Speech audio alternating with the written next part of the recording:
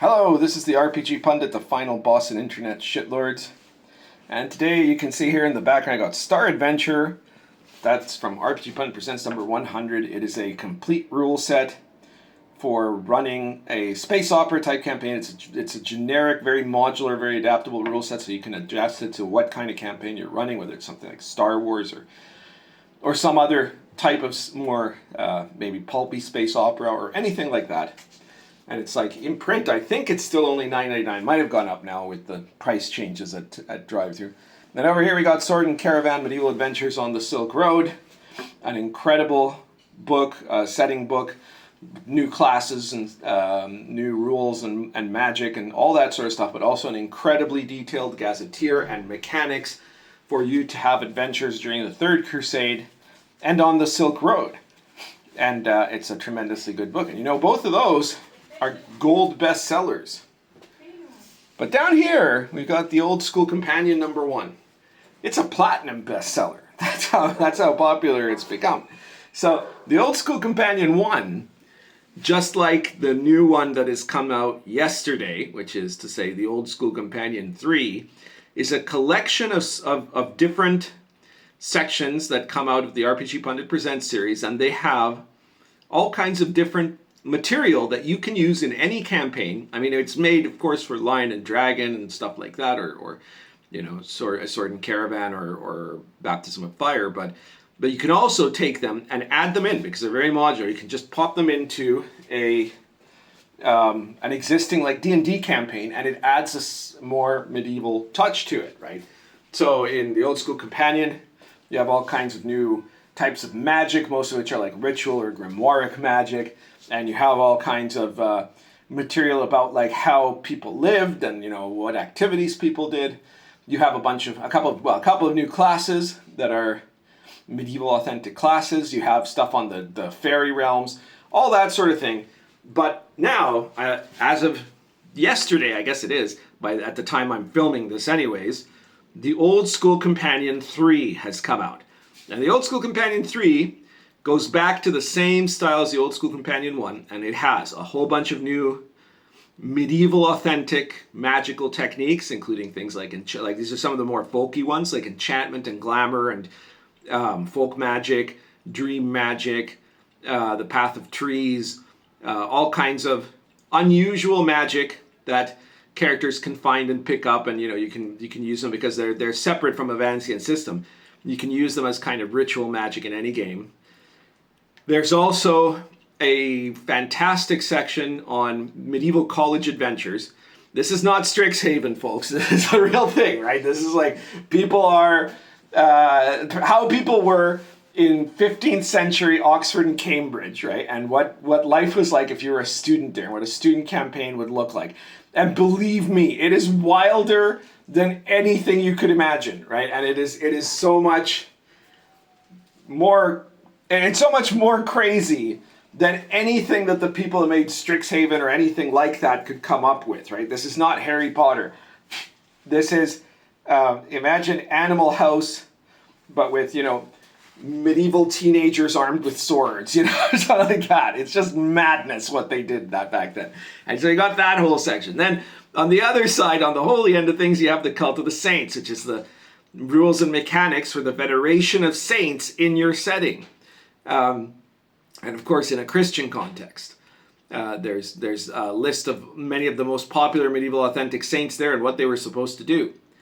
Then you have 3 different entire medieval cities that have been mapped out, so to say, and have all kinds of details about how they were 3 very different cities, all in England, right? But they're presented there, and those, of course, can be very easily. You can rub the names off and put them into any setting where you want to have a real medieval style to it. And medieval magic items and medieval monsters, particularly weird ones. Medieval secret societies, features of random towns that you might find in the Middle Ages. All of that is in the Old School Companion 3, okay? And that is out right now on ttrpg. The link is going to be obviously at the top of the description below here. You just click the more icon and it'll expand to show you links to all of my stuff. But in particular, I mean, if you haven't picked it up yet, the Old School Companion 3 is bound to be a really great addition to your game. Okay, so that is it for the intro ad blurb, I guess you would say. And now let's get into the actual topic of the evening. And that topic is that I was considering from the old school era. There is a number of things that make old school games different from modern day D&D editions. And I'm going to make this division that essentially, much as it pains me, the old school era is essentially up to like TSR, right? It's including all the way from like the original box all the way up to second edition, right? And then everything from third edition onward is the new school era. And there is a dividing line there. And of course there are some things that a lot of gamers have a nostalgia for, and they care about it in particular, right? And different people have different things that they care about. But there's one thing that is like so essential to what the D&D experience is supposed to be like, and the kind of emulative aspect of the D&D experience, that having removed that, all the new school D&D was terribly changed, tremendously changed, and not for the better by its absence, okay? And you might be trying to guess at which one it is. Some of you probably have guessed already if you know me very well. But let me put it this way. It's not THACO, right? THA, to hit armor class 0. As much as some people love that mechanic, there isn't really any particular difference that it's going to make to the game whether you are using THACO to roll to hit or whether you're using it to roll d20 plus attack bonus to hit. It's basically the same, okay? So that is not something that makes a big change to the game, right? It's also not descending versus ascending armor class. You know, the fact that you want to imagine having an armor class of 1 should be like better than having an armor class of 12. That's largely on you, right? I think to me it always seems counterintuitive, both THACO and armor class, and I think that in those cases the adjustments to new school are just a little bit slightly better, only in the sense that they're more intuitive, but they don't actually change the game. The mechanics are not undone by any of that, right? It doesn't really alter anything. Now, racist class. Okay, so you know how in some old school, but not all old school games, you could have elf or dwarf or halfling as a class. And so humans had the professions, and demi-humans just had like they were their own thing, which is definitely different than having race and class as two separate things. And of course, also different than having no race and barely a class, which is kind of what 1D&D has led you to, right? Where there are no controlled bonuses or penalties for races, because that would be racist, right? But anyway, so those are differences. That's a real difference, but it's not a difference that is game-shatteringly different, right? Like, it definitely makes for a different game. If you're playing in a world where dwarves are just dwarves and they all do dwarf things, or there could be, more than one type of dwarf class, but, the point is that if a dwarf can't, like, say, I'm a dwarf thief, right, then that makes it different. But it doesn't make it massively different to the point of causing harm to immersion, okay? So you might have thought, perhaps, that the one that is really one of the bad ones is the ever-increasing level of mortality resistance in D&D. So from, definitely second edition onwards, actually, in every edition, it has become such that your first-level characters become tougher, and that it is harder for you to actually die in the game. For your character, obviously, to actually die in the game. That increased survivability is definitely something that alters the game. Because if you're playing real old school, then you know that there's a lot of skin in the game and that your character You're playing a first level character with 4 hit points, right? Like anything can kill you, right? Almost anything can kill you instantly. And so you have to play a very different kind of game than if you're a first level guy and you've got like 14 hit points, right? And actually, even if those 14 hit points are gone, then you have to fail 5 saving throws in a row in order to die. You know, that's kind of sad. Right? And that is definitely immersion changing, because it changes. What I mean by immersion changing is that it makes it difficult for you to emulate a world that seems plausible. And that means that you will have to strain your disbelief if your character has been brutally injured. You know, he's supposed to be dying, and then if you roll one successful saving throw, he's back up again. He's got some hit points, and he's just going to act all over again, and it's not a problem. You know, never mind that, like, you know, a guy can have a dragon breathe fire on him, and he falls down. He's supposedly immolated, but, you know, makes a saving throw. Okay, he's alive. You know, that's it. And I mean, it also is defeatist in terms of the play experience, because frankly, when you get to the point where your characters feel like too tough for anything to take them down, the campaign becomes boring. Even the greatest of campaigns can become boring if that happens. So that is definitely a bad thing. It's definitely a problem. However, it's not the problem I'm going to talk about. Okay, that is a problem, but it's a problem that's been happening pretty much from the moment that they started making new editions, right? Even in the old school era, right? Like I said, second edition characters were tougher than in first, and that just proceeded as you went along. You know, so it is an inflation that has suffered to all gamers.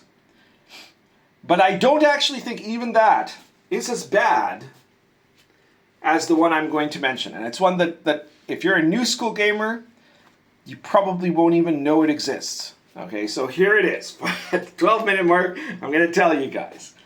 In the old school system, there is a mechanic that was used extensively that for whatever reason just vanished from the face of the earth sometime around the beginning of 3rd edition, so with the new school. And I think it vanished because they didn't really they didn't think it was necessary, they didn't understand why it was necessary, and they didn't understand how the game changed as a result of that. That mechanic is called morale. Morale is not a stat that your characters have. But every other character in the game, every NPC, has a morale score. And that morale score determines essentially when they're going to break morale, how hard it is it for them to get scared, basically, and to run away. And of course, the place where morale rules are the most important are in combats. Because an old school combat always had morale taken into consideration. Now, there were a couple of different systems of morale that were used. The morale system that was used in AD&D was not the same and was needlessly more complex than the one in pretty much every other edition. But in 2nd edition, that also kind of ported over to some degree. And I think that at some point in 2nd edition, people lost, even the people that were there, lost sight and lost track of what it was that they were doing. And I think I know why, so I will explain it. But at first, let me explain how morale worked, right? Like when you go into a fight, if you're going into a fight with a group of orcs, right? And you're a group of 6 guys and there's like 20 orcs there. So the orcs are attacking and you're going to have to fight. Okay, you guys roll, you do your attacks. If you strike an orc, you hit it, it's injured, that orc will have to make a morale check. And I'm talking here about the most basic version of morale, the one that was, essentially from Basic Expert, and that's the Basic Expert set, and that's the one that is the best recognized one. So that orc now, the DM would roll a number to see, he'd roll 2d6 versus the morale roll, and if the result on those 2d6 was higher than the number of morale value that orc had, then it would react. It would get scared and try to run away or something else, right? If, as a group, the orcs started to take losses at each stage, hey, it's Domino. Hello. Careful, Domino. Some of that might be hot. Is that hot? No, that's not hot. She's checking out the stovetop for some reason. Not that I cooked anything on it today. Anyway, so sorry. If a group of monsters, if some of them start taking casualties, then they have to roll collective morale checks. So what this means, let's say that you have, 20 orcs that are facing up against a group of 3 adventurers, right? And that's a really tough fight. Like, let's say that this is a low-level group, right? They're going to have a lot of trouble. But if they are lucky, if things go the right way, if they manage to do enough footwork or whatever, they will end up taking down 1 or 2 of these guys, either or getting them to run off, getting them to chicken out. And that creates a cascade, and eventually the orcs all back off because of the collective morale failure. Look at how cute she is. Yeah, you could go up there. Go on. Uh-oh. I'm trying to get this up there. There we go. Hey, it's Domino. So yeah, you can have them do that, right? You can have... Hey. She's trying to bite me. She's still learning not to be a biter cat. Luckily, she only bites me. She doesn't bite strange people that we don't know where they've been, like my gamers. All right. So, what was I saying? Right. So this mechanic is something that changes everything when you think about it in the game. Because what do you have in like 3rd edition onwards? In all of those editions, without morale, and I know some of you are going to tell me, oh no, but there's morale rules in the 5th edition DMG, and yeah, but nobody uses them, right? They're optional rules. They have been put to one side, and they're there as an afterthought at best, right? So whatever case you're going to argue, there has not really been a use of morale rules from 3rd edition onwards, okay? And it makes the game fundamentally different. Now, what happens in a 3rd edition game? In the worst type of 3rd edition game, what happens will be that the characters will meet some monsters, and it will be a fight to the death, right? All the monsters will keep fighting until every last one of them is dead, or until the player characters run away. But the monsters will never run away. That's the way a lot of 3rd edition plus, not picking out 3rd edition specifically, 3rd edition, 5th edition, whatever, 3.5, all the editions. That is one way they would play it.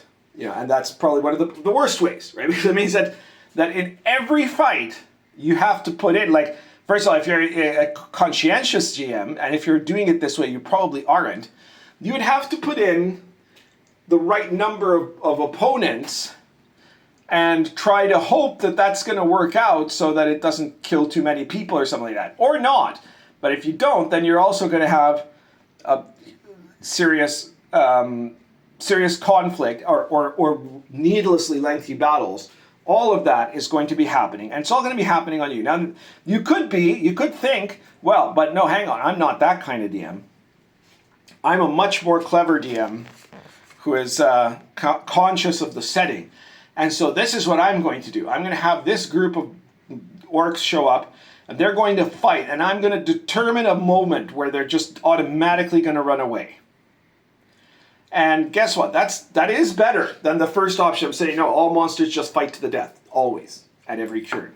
It is better than that.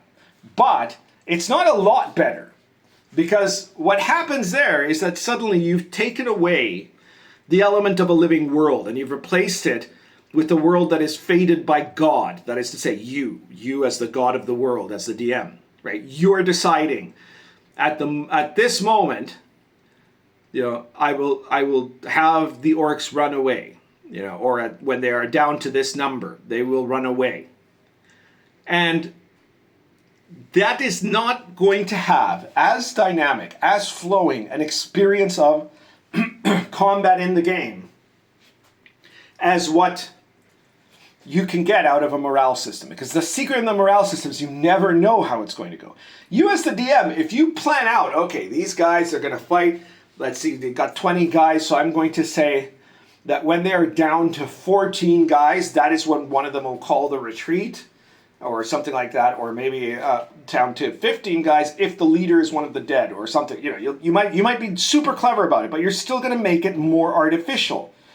And you know why? Because you're thinking, DMs cannot help but think as novelists or film directors, right? So you're looking for something cinematic or literary instead of real. Only chroniclers, only historians have the power to see things in the real, right? And so, because they know that, you know, that's not how real battles usually go, right? Sometimes they do, but not usually, right? And so the novelist or the film director isn't going to decide, oh yeah, you know what? The first orc that gets hit, he drops down, everybody else gets scared, they all run away instantly, right? In the first round, they're all running now, right? Unless he's like decided there's going to be some comedic subplot related to that or something like that. So you might think, if you've never used morale rules, well, you know, what's the point of that? It's boring, right? Well, no, it's not. It creates a dynamic setting. It creates a setting where you cannot know what to expect. You can't predict it by trying to read the mind of your DM, not if he's doing it right. You know, if he is following by the rules, just like everybody else, if he, instead of being the god of predestination, which is what the 3rd edition guy in my example is doing, he is the clockmaker god. He has set up the rules, and then he's just going to allow it to play out, right? That is what it means. It means God is not, the god of a true sandbox is not a god who is constantly manipulating truths and changing things and making things happen in a way that he has decided, and that leaves no authorship for anybody else, right? Instead, he's made a set of rules, a set of laws of how the world works, of how the nature of that world works, and allows it to work through. And morale is one of the crucial ones in that setting, because it creates a total change as to how your characters will act, how they'll act in combat, how they'll act before and after combat. Because if you know that every time you're going to face a dozen orcs, they're all going to fight to the death, that is one thing. If you go and you know there's a dozen orcs over there and you have no idea how they're going to end up acting to your plans, it makes everything different. It changes the stakes. It makes it feel more real and more exciting. You know, like you can kind of know, of course, because if you know, let's say you know that the morale rating of an orc is 8 and not 6, then you would know that these are monsters that will tend to be tough, right? They will tend to be relatively brave, but not super brave, right? And then once in a while you fight things like the undead that have a morale rating of 12. And that morale rating of 12 means they're never going to retreat. Why? Because they're just the living dead, right? They have no fear of death, so therefore they will not flee. And there are a few other things, of course, that will do that too, right? So suddenly that makes a group of 20 skeletons a lot scarier than a group of 20 goblins, right? Because the skeletons won't run away. The goblins probably will after like a few hits.